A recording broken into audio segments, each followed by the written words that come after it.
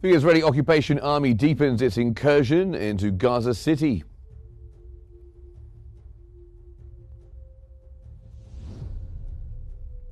A drone fired from Yemen strikes the passenger hall at Ramon Airport in the Negev.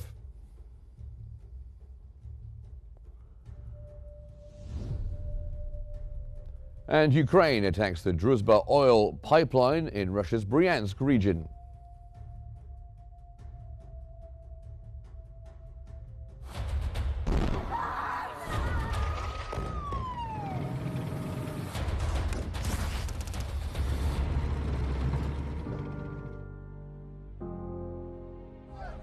والله العظيم ولا حبة رز، والله العظيم والله حبة عدس. ما فيش أكل، ما فيش شرب، عندي بنت 2.5 صارت تطبخ.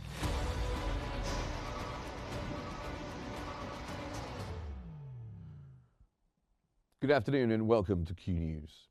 Egypt has dispatched its 31st aid convoy under the Provision of Honor from Egypt to Gaza initiative from Rafah to Gaza via Kerem Abu Salem border crossing.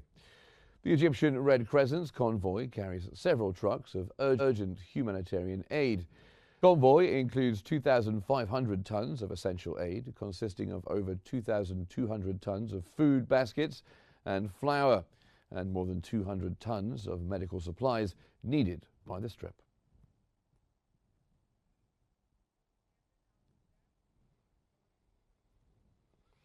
Egypt's Foreign Minister Badr Abdul Ati has stressed Israel must accept the Egypt and Qatar-mediated ceasefire plan based on the U.S. envoy's proposal to enable reconstruction, beginning with an international conference in Egypt.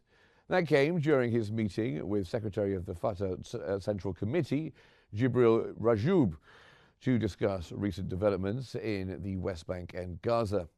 Abdul Ati highlighted Egypt's efforts to end Israel's war on Gaza and to increase humanitarian aid, firmly rejecting Israeli military actions, forced displacement, genocide, and starvation tactics against Palestinians.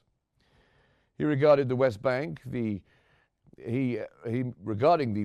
Egyptian Foreign Minister condemned Israel's E1 settlement project and illegal actions, affirming Egypt's unwavering support for Palestinian rights, statehood, and East Jerusalem as the capital.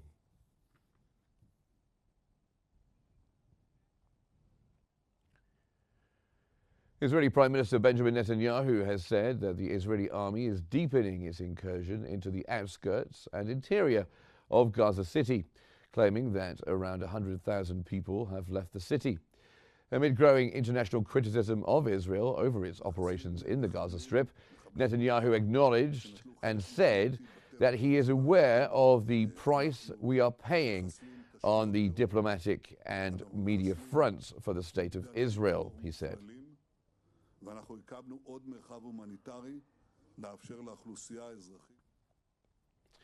Israeli opposition leader Yair Lapid has criticized Israeli Prime Minister Netanyahu's government for bombing Gaza towers instead of negotiating detainee releases. Lapid stated that a deal is on the table, supported by negotiators and Israeli military chief of staff Eyal Zamir, with Hamas ready for either full or partial agreement. He accused the government of not even attempting to bring detainees home or engage in meaningful talks, simply ignoring the opportunity. Lapid mocked Netanyahu's administration, noting it held more meetings last month to fund flights to Oman than to secure the detainees' freedom.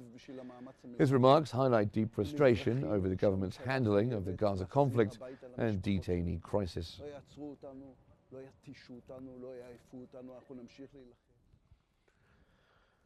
Israeli Foreign Minister Gideon Sa'ar said that the war in Gaza could end if detainees were released and Hamas laid down weapons. During a joint press conference, Danish Foreign Minister Lars Løkke Rasmussen said Denmark was concerned over settlement expansion in the West Bank and reiterated its support for a two-state solution, but said Copenhagen was not ready yet to recognize a Palestinian state unilaterally. And with Hamas laying down its arms, and I emphasize the second thing because Hamas has announced the conclusion of its delegation's visit to Egypt, aimed at ending the genocidal war on Gaza and halting escalating Israeli aggression in the West Bank and occupied Jerusalem. According to a Hamas statement, the delegation met with Palestinian factions, civil society groups, prominent figures, and businessmen to strengthen consultations, foster joint action, and develop a national roadmap. The factions agreed to enhance collaboration and outline a unified plan for the post-war period, while continuing efforts to end the conflict and support Gaza's residents. Hamas emphasized that the visit coincided with intensified Israeli crimes in Gaza, including systematic destruction and forced displacement policies.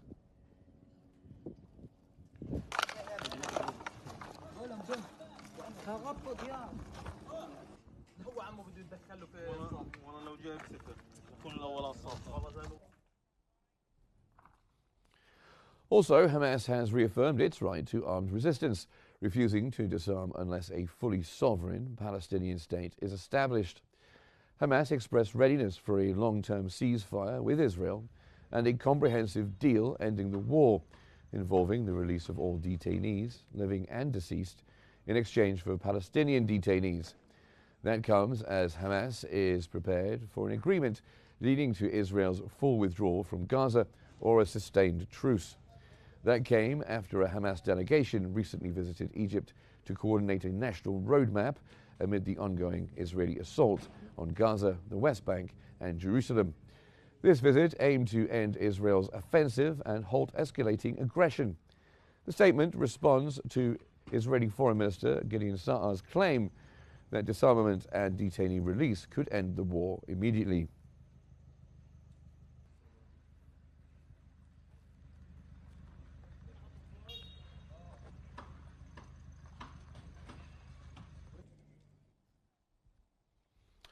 Gaza-based health authorities have announced that the death toll from Israeli attacks on the Gaza Strip has climbed to 64,300 and over 162,700 wounded. The Gaza Ministry of Health has reported that hospitals in the Strip have received 87 dead and 409 others injured in the past 24 hours. The Gaza Ministry of Health has reported that 31 were dead and 132 wounded as a result of the Israeli bombing of aid centers in the last 24 hours. It also reported that the number of victims from the bombing of aid centers has risen to more than 2,400 deaths and more than 17,700 wounded.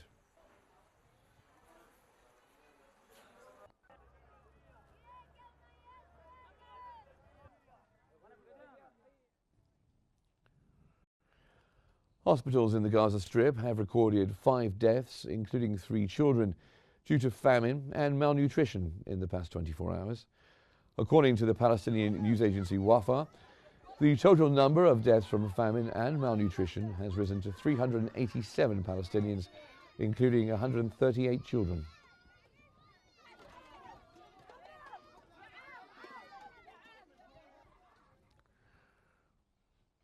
The government media office in Gaza has announced the displacement of 30,000 people from Gaza City to the south due to the bombardment, while 12,000 have returned to their original areas. UNRWA warned of an unprecedented worsening of the humanitarian disaster in the Gaza Strip. This comes amid the ongoing Israeli blockade and the prevention of humanitarian aid from entering, with the situation on the ground becoming increasingly complicated every day.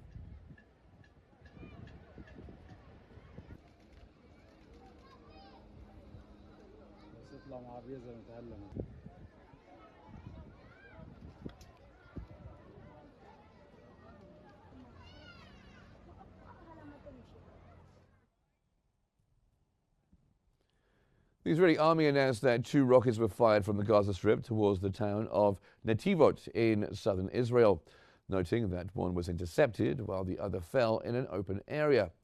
The Israeli army spokesperson in Arabic, Avichai Adrei, said via X that following the alarms that were activated in the Gaza envelope area and the town of Netivot, 2 rockets were fired from central Gaza. One was intercepted while the second fell in an open area, he said.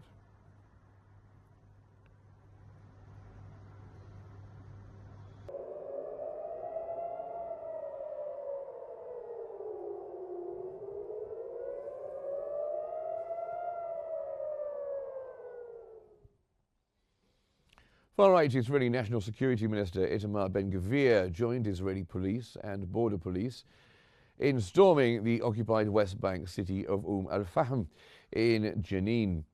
The move comes as Ben-Gvir and Finance Minister Bezalel Smotrich advanced controversial plans to annex large parts of Palestinian territory, drawing sharp criticism from European and Arab leaders. Israeli forces also conducted mass raids across the West Bank today, arresting several Palestinians.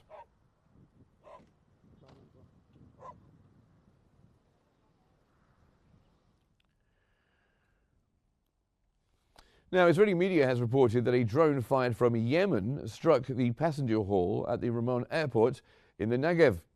The Israeli Airports Authority responded by closing the airspace above Ramon Airport, halting all flight operations. Additionally, Israeli sources revealed that 4 drones were launched from Yemen, with the military detecting and intercepting 3 of them. This escalation underscores the growing threat of cross-border drone attacks targeting critical Israeli infrastructure. The airspace closure reflects heightened security measures to protect passengers and airport facilities amid ongoing regional tensions. Authorities continue to monitor the situation closely to prevent further incursions and ensure public safety.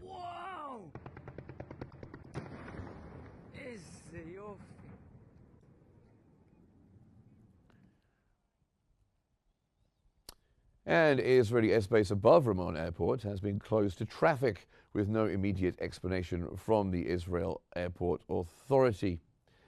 The military is investigating a reported drone crash at the airport. Israeli news outlet Channel 12 has reported that 4 drones were launched from Yemen, but the army was only able to detect and intercept 3 of them.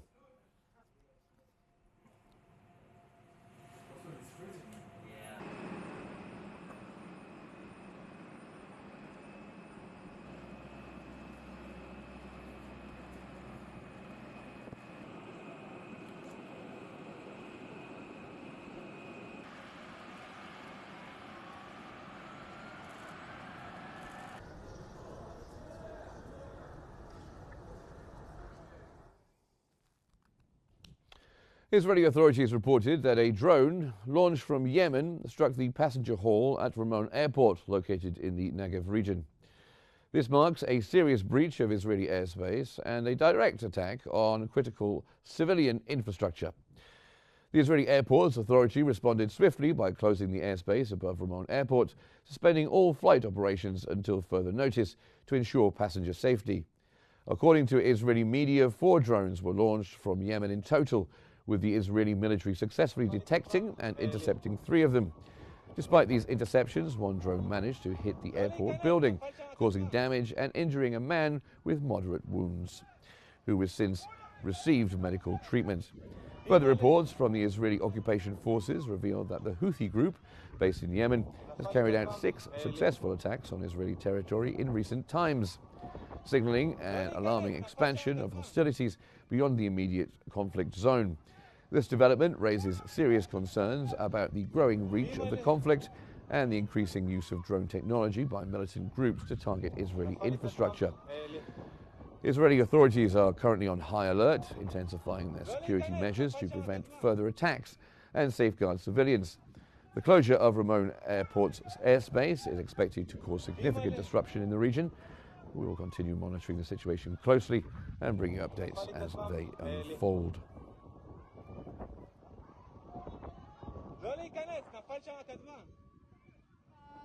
כטב"ם באלוהים על הראש שלי. וואלה, הזנב שלו לא יורה עליו. וואו! איזה יופי. אומייגאד! אמא, אני בדיוק הורדתי את חיים בזה וכטב"ם באלוהים על הראש שלי. וואלה, הזנב שלו לא יורה עליו. Now, for more on this, let's cross over to our newsroom where Mona Masari is there for us. Mona. Well, thank you so much, Mark. And for further analysis, we're joined from Cairo by Al-Ahram Managing Editor Mohammed Izzeddin. Good evening to you, sir, and welcome to Qnews. Let me start by asking you, how do you perceive today's Houthi strike on Ramon Airport in Najaf? Thank you for hosting me on Qnews. Of course, these strikes affected significantly the Israel interior.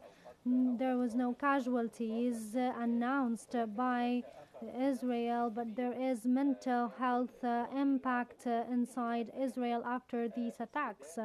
The continuity of these strikes and launching ballistic missiles and also drones towards targets inside Israel causes concern inside Israeli army and government and far-right government, despite the indirect impact over the reality or the street there.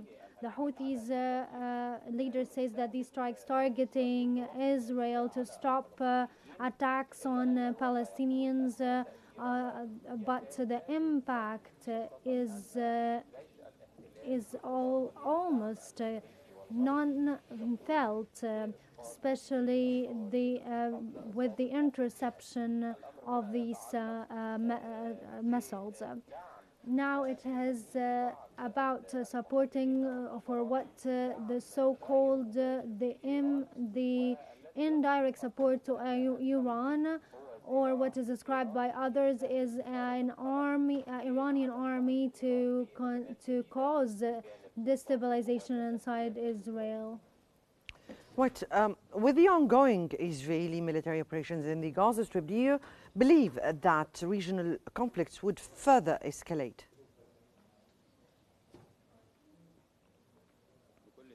For sure, with the insistence of far-right government and current Prime Minister on the ongoing operations, the more the time goes by, the more the operations escalate, especially the Palestinians in Gaza are targeted. Civilians are targeted. Their only target is to eliminate civilians with killing and military operations, in addition to starvation, weaponizing hunger in order to seize Palestinian territories and an attempt to displace them. Now, what should we be expecting from Israel as a response to the Houthi attack in the upcoming hours?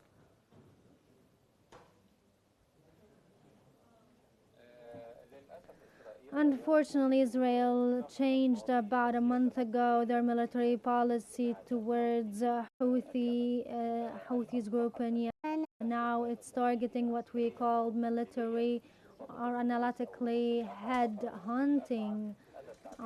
This term is used when targeting prominent figures, whether military or civil, in addition to targeting materialistic points, which is legislative in within military operations. It unfortunately this imposes risk at civilians' lives and increases tension in the region, and also contributes in escalating the internal crisis in Yemen.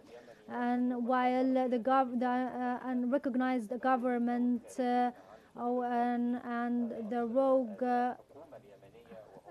power, which is Houthi as well,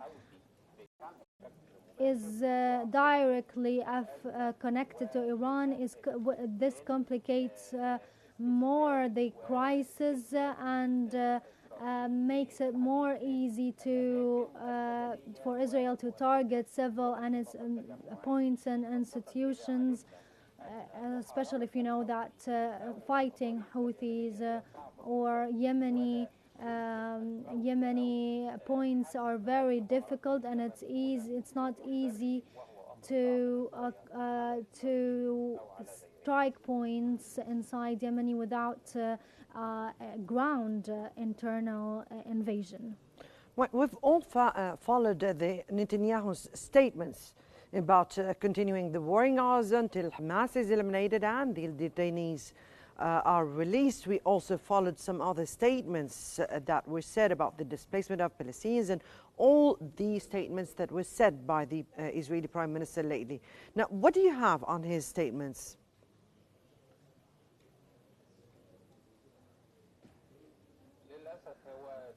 When unfortunately it's a justification of military mobilization and ongoing operations at the expense of interior Israel and Palestinians in Gaza, which causes more tension and trouble in the Middle East, in addition to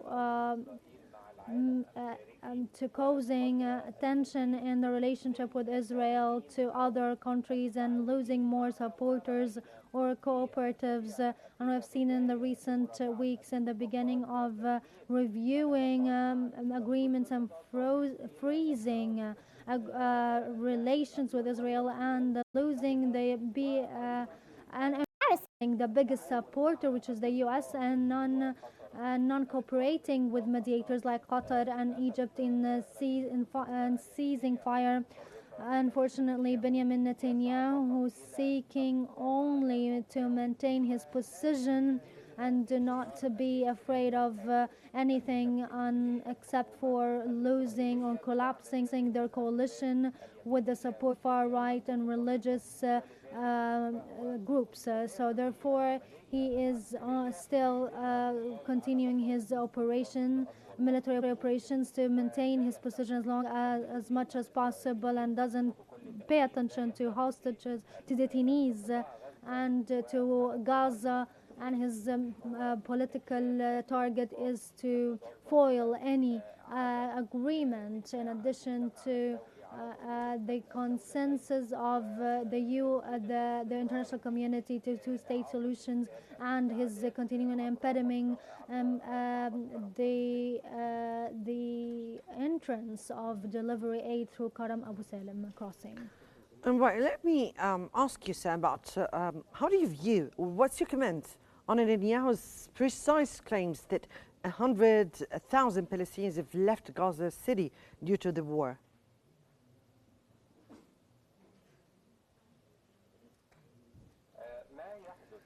What happens in Gaza? Of course, this is misleading statements. What happens is moving from areas civilians think or announced by the Israel as safe sites, and despite all of that, when is moved by Palestinians, they are targeted, killed, whether at the areas or on their way to the areas.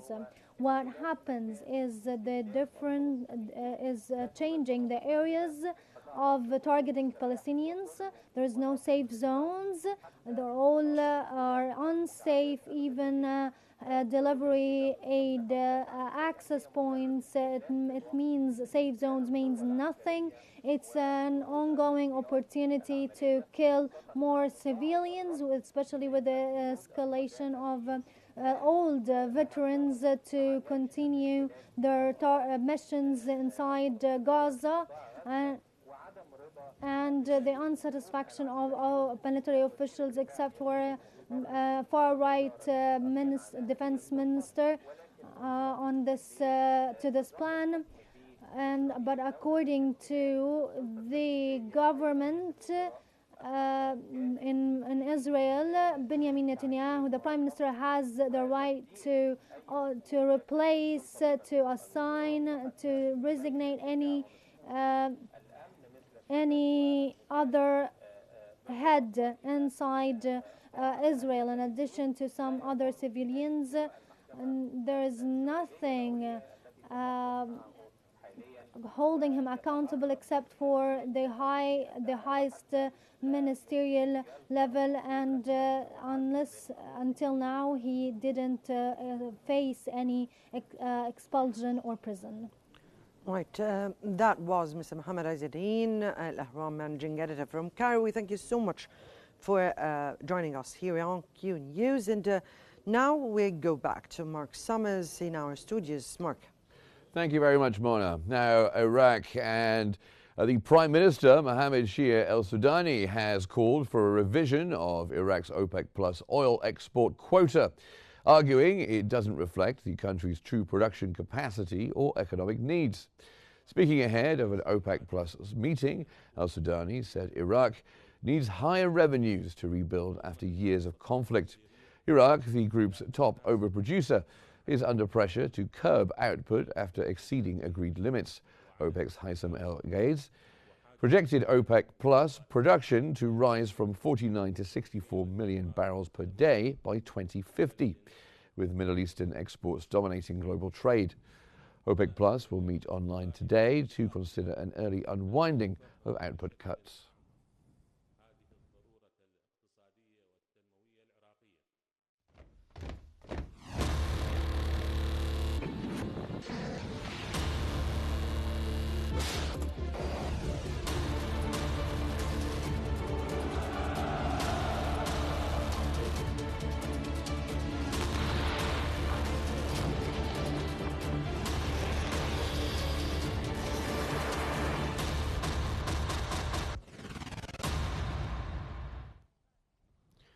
Ukraine's drone forces commander Robert Brovdi has announced on Telegram that Ukrainian forces attacked the Druzhba oil pipeline in Russia's Bryansk region, causing extensive fire damage. The video's location was verified. The Druzhba pipeline supplies Russian oil to Hungary and Slovakia, which continue imports despite other EU countries cutting ties after the beginning of Russia's 2022 conflict with Ukraine. Hungarian refiner MOL confirmed oil deliveries remain on schedule, while Slovak operator Transpetrol did not comment. Kyiv views strikes on Russian energy infrastructure as retaliation for Moscow's attacks and as a strategic effort to weaken Russia's war capabilities.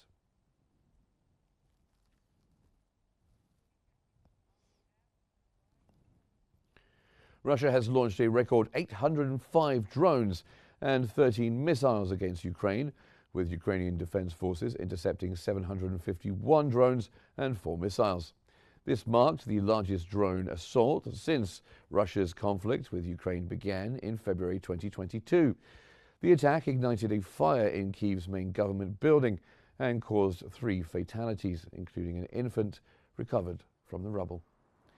Eyewitness reported witnessing a missile strike on a residential building, followed by successful air defense interceptions of another missile. State emergency officials confirmed 18 injuries and multiple fires across Kyiv, highlighting the escalating intensity and human cost of the ongoing conflict.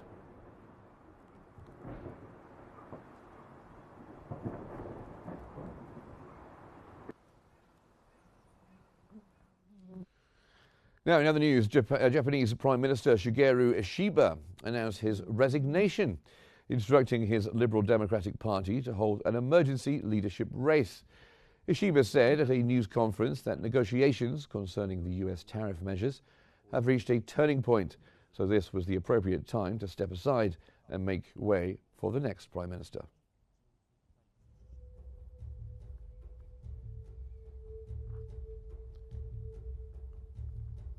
Just before we go, time to recap the main headlines this afternoon.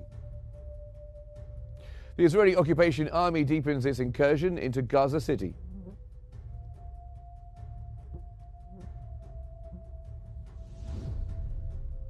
A drone fired from Yemen strikes the passenger hall at Ramon Airport in the Negev.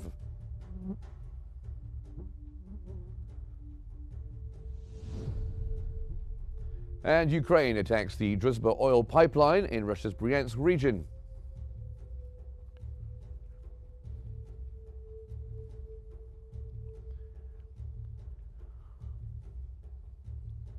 Now, that's the end of our bulletin for this hour, but don't forget you can follow Q News on our social media platforms, our handle at QNewsEGY. Thanks for watching and stay tuned for more updates here on Q News.